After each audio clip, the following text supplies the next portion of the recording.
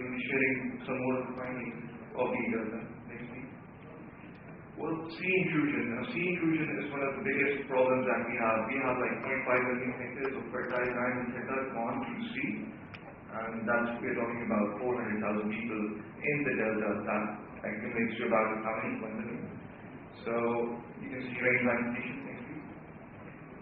This is part of climate change. We link sea intrusion with climate change. Climate change will affect mangroves the most. The reason why is because it's on the coast, and we have the sea constantly intruding. We don't have the fresh water coming in as it used to about 20 years ago. Next week. Well, we can learn from lessons. The coast of Banda Aceh on the island of Sumatra, you can see the two slides, April 12 to 2004. You can see on the top left side, the badge gone from mangroves, and the result in the next slide. The area is being inundated after tsunami. So this is a lesson that we have to learn next week. This is an image from different village of Hajamru leakage. You can see this image has been taken in 2007, but it's hardly a few centimeters above high water mark. Well, last year, I've been working in taking this in the last 2.5 years, and last year we had tide more than that. So this is a phenomenon that we have to address, and we have to look into policy for that. This is a land erosion map that shows from 1952 to 2006 how many hectares of land area in Theta district alone has been lost to the sea. This accumulates to about 8,000 hectares of area. So you can see the blue line that is suggesting the area that has gone, that has been lost to the sea, which means it's basically, this is the data that shows the construction of barrages and how the water has reduced over the years. You can see the tables, the data declining. Next please.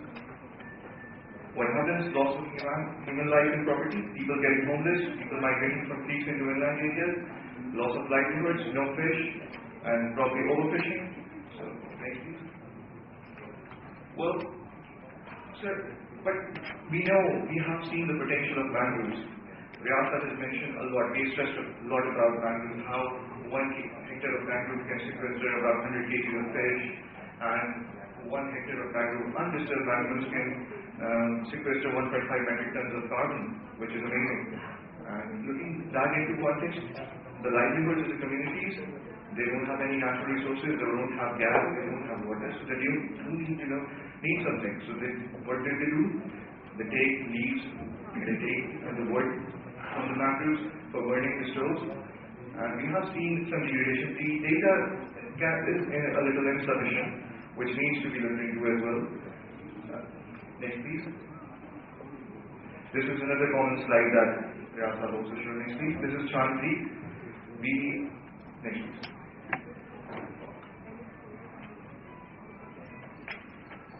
WWF, what it does is it has a fixed point photography that they do every year, and for that purpose we have Chand Creek as one of the sites in which we go every year on a particular day to find out what is the tide condition and what is the mangrove condition. And we have seen that old and dense mangroves are being uprooted by strong waves. One other important factor is, it's a natural factor, we cannot do anything more about it.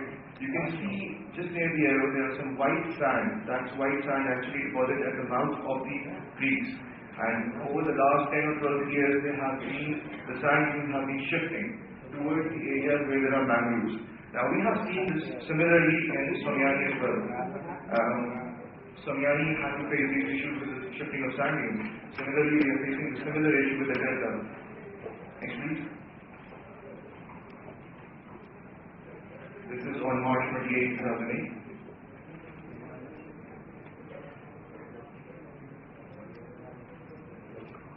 This was last year.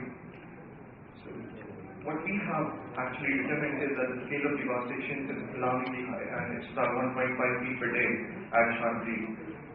And these are all comprised of natural factors, and we cannot fight nature. Next please. But yes, we can address the anthropogenic factors, we can address the communities, we can address the issues, and we have already talked about it. So I'll just try to do it in a different way. There are more than about in the winter season, the camels come in the creek areas for grazing and browsing, and there are issues with, and the camel owners are also one of the main stakeholders in the area which needs to be addressed. Next please. These are some images. Next please. Well, there are things that are being done, efforts to mitigate and policy. This is what we do. Next. We had a set out target to rehabilitate about 7,500 hectares of mangrove forest in the KD Bandar area, and it's the last year of our program, and up to now we have rehabilitated 5,470 hectares of mangroves, and we do that with the involvement of the community. Next please. This is year-wise data of how we have planted and what species we have planted. We have planted Abyssinia marina, Rhizophora granata. Next please. Next.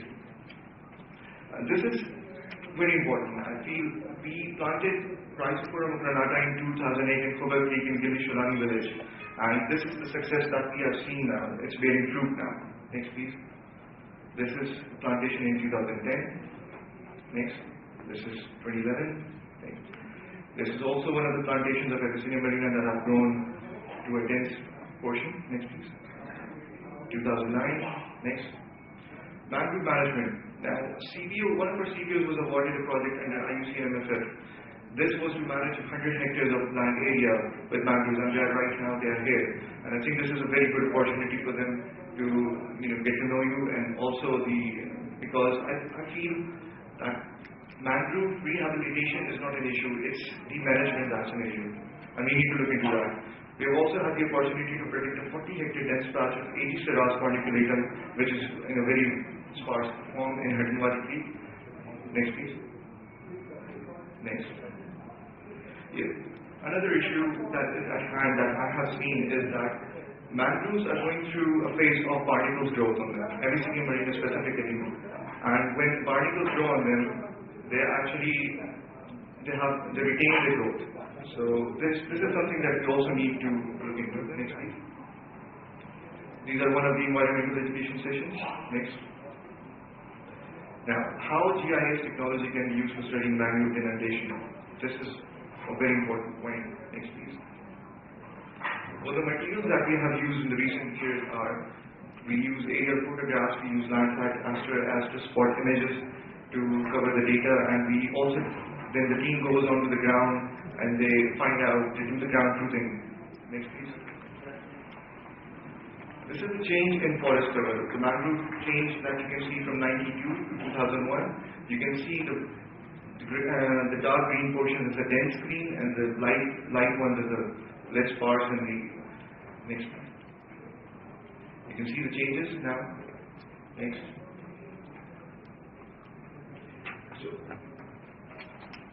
Next. Yes. Back. So you can see the lighter portions show that there are no change in those areas. With the light yellow color shows that there's no change there. And whereas they drastically vanished are the red ones. So these are the areas of concern for us. Next please. This is an overall. This shows the previous data was till 2001. This also tells about 2007. You can see the last bottom right image. Next please. This is a 55 years change analysis which shows that agriculture in the area has increased a lot. You can see the green area in the right image, how the agriculture has increased in the last 55 years, mainly because fishing is also going to a downfall. And in the inland areas, and next please.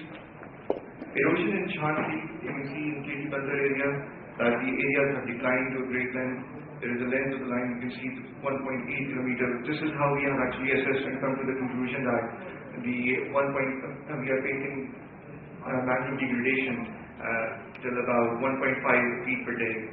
Next please. I'm just finishing up. Could you go to the next one please? Now, this is way forward. Proactive policy and early action, proper monitoring, multi-stakeholder partnerships. Next please. Well, the problem cannot be taken along by policy. We need awareness and we need research based on past represent data. Why we need policy? Next. We need policy because we have to protect these as well. These are the migratory species that come to these beautiful areas, and these are beautiful species. Next, please. Next. Next. Next.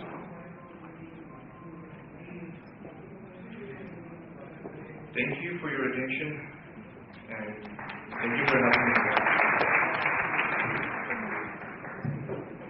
Thank you, Maheshwar. This was indeed very interesting to see a lot of visuals and see what is a bigger picture of the area and what kind of species are there also. So I'm sure everybody is building up on the learning.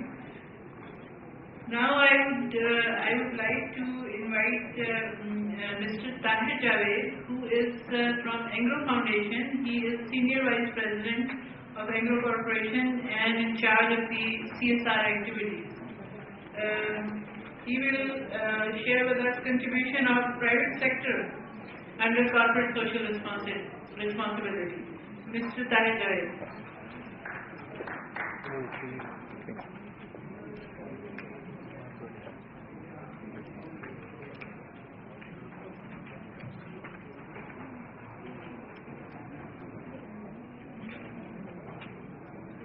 I think maybe he's outside for a while.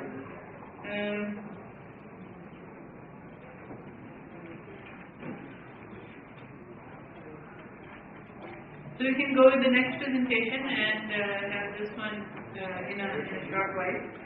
The next speaker is Sayyid Ghulam Qadir Shah, NRM Coordinator of IUC in Pakistan. He would share with us opportunities in mangrove conservation. So Sayyid Ghulam Qadir Shah.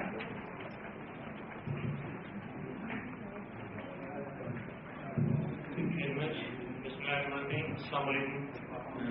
Ladies and gentlemen, the topic of my presentation is opportunities in mangrove conservation, and my presentation would be slightly different from the earlier ones because those presentations covered the background about the state of mangroves in Pakistan. I would rather touch upon the opportunities that exist if we conserve our mangrove resources. Next, please. Very briefly, I would like to highlight the existing status of mangroves and the key drivers of deforestation and degradation in mangrove forest. And under the opportunities, I would discuss the emerging international concept or mechanism, which is famously called as RED, which is reducing emissions from deforestation and degradation, and what the carbon potential exists in mangrove species that we can harness, what are the opportunities that could be harnessed by the fisheries sector, and of course what the opportunity costs would be if we lose our mangrove forest. And finally, there will be some recommendations for the future course of action. Next, please. Briefly, mangrove in Pakistan are found in Balochistan and Sindh province. 97% of these forests are found in Sindh province in the delta, and 3% in Balochistan province. And these are managed by different agencies, forest departments of Sindh and Balochistan, and Forecasting Authority, KPT. Next, please. The area under mangrove, in earlier presentation we also have seen that area and distribution of the mangroves have declined from what we had earlier. And the current status is that it is slightly above 100,000 hectares, and mainly occurring in the delta. But over the period of time, we have seen nearly 50% of decline in mangrove cover. Next, please. Earlier, we used to have 8 species of mangrove found in Pakistan, but now out of the 8 species, 4 we have already lost, and only 4 species